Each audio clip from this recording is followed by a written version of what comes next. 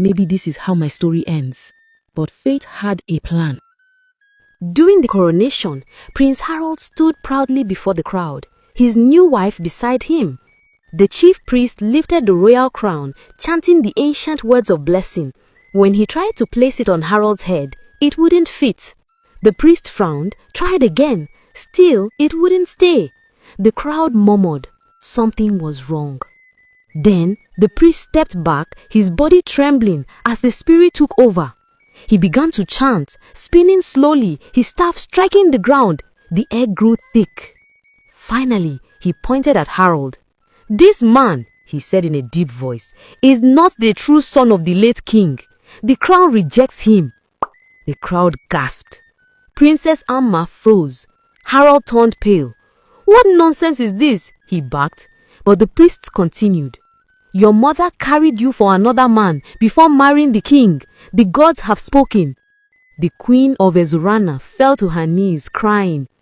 "It's true," she sobbed. "I was 3 weeks pregnant when I married the king. Please forgive me." Chaos broke out.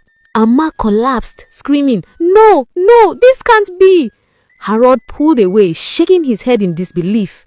That very day, the elders stripped Harold of his title and declared his younger stepbrother, Prince Kene, the true heir to the throne.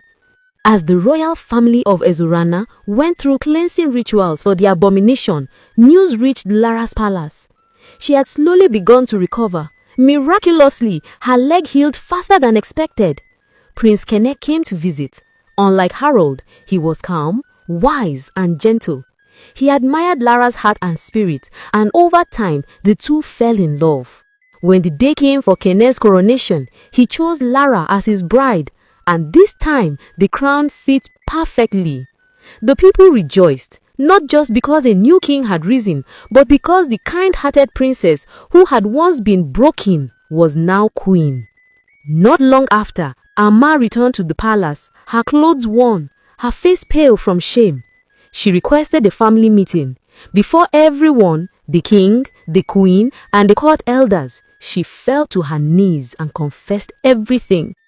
"I poured the water. I made Lara fall. I wanted to take her place. I was jealous. I was foolish. Please forgive me." Her mother gasped, holding her chest.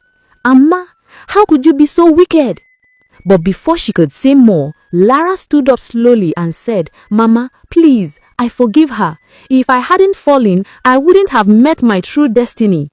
There was silence, then tears. That day, the elders decreed that Amma and Harold should live as ordinary villagers, far from the palace walls. They were given a small house where they lived out their days in regret. Lara, now Queen Lara of Ezurana, often sent them food and gifts, though she never saw them again. And so, this story reminds us that jealousy is a disease that eats its owner from within. Amma's jealousy led her to destroy her sister's joy, but in the end, it destroyed her own. Lara's kindness, forgiveness, and faith brought her not just peace, but the crown meant for her all along. Because in this life, no matter how long it takes, destiny will always find its way. Thank you so much for watching. See you in the next video. Bye-bye.